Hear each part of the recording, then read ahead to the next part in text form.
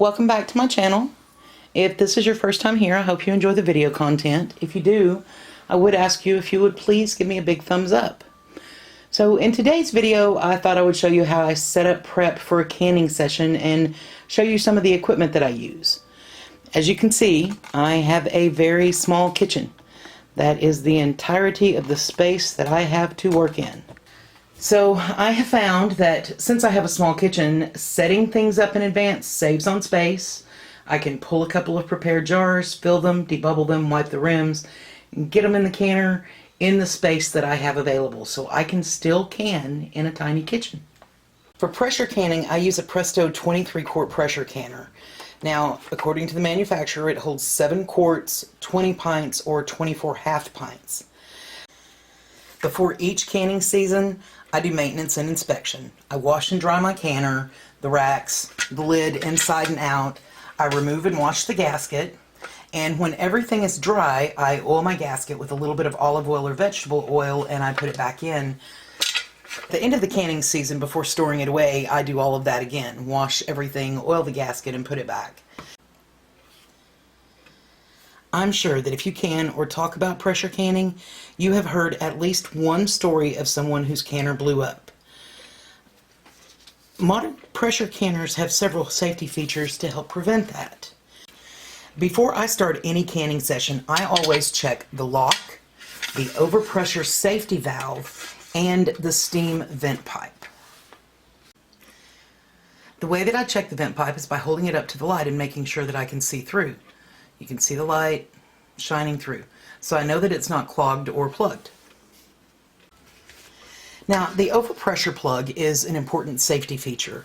It's a small rubber plug, and it's designed to release pressure if the canner temperature or the pressure gets to be dangerously high. And I always position my canner so that the gauge is facing out and the plug is toward the kitchen wall. The lock, which is also sometimes referred to when we're canning as the button.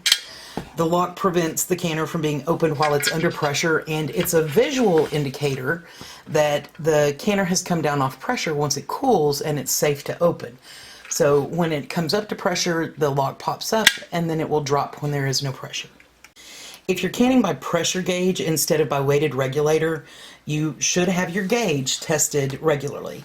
In the US, there are a lot of cooperative extension offices that offer gauge testing.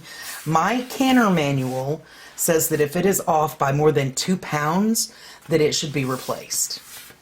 Now, my Presto is a dial gauge canner that came with a standard regulator, and I opted to purchase a weighted pressure regulator. Now, this comes in 3 pieces, and the base is used for 5 pounds pressure, and then each ring that's added increases it by an additional 5 pounds pressure. A weighted regulator lets out tiny amounts of steam each time that it rocks or jiggles during processing, and the sound of it jiggling indicates that the canner is maintaining the recommended pressure. I use the 10-pound weighted pressure at my altitude, but that may not be right for you. It's important to adjust your canning pressure for your altitude, and I have included a link in the description below to a website that will give you the altitude for your address.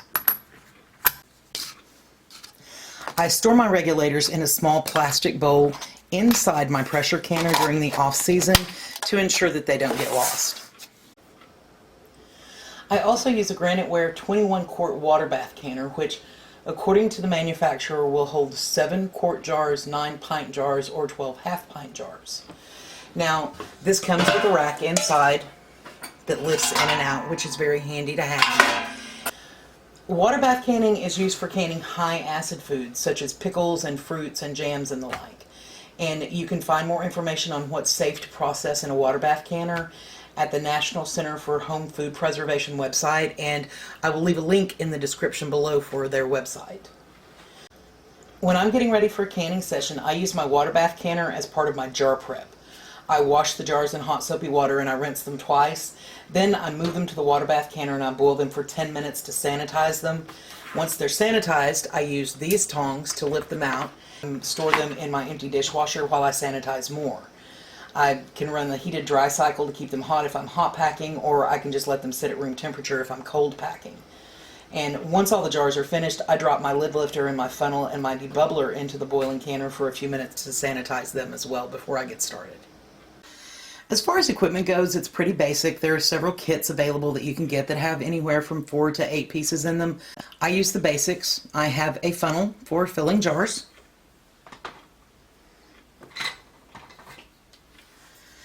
I have a lid lifter, which is a little plastic wand with a magnet on the end, and you can use it when you're simmering your lids for water bath canning to pick your lids up out of the hot water.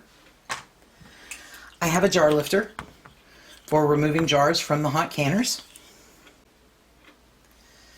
I have a set of standard kitchen tongs that I use for removing jars from the sanitation boiling that I do when I'm water bath canning. I have a digital timer that goes up to 99 minutes. I picked up a couple of extra racks for stacking. I can mostly in pints and half pints, and you can certainly stack multiple layers in your canner, but you do want to put a rack between them. And I have a plastic debubbler. Now, this particular debubbler has a gauge at the end of it, the little stair steps that you see there, and each of those is a headspace measure. So what you can do is you can determine the headspace that you need, and you can sit it in the top of your jar at that correct notch, and then you fill your jar to the bottom of the gauge that's in there.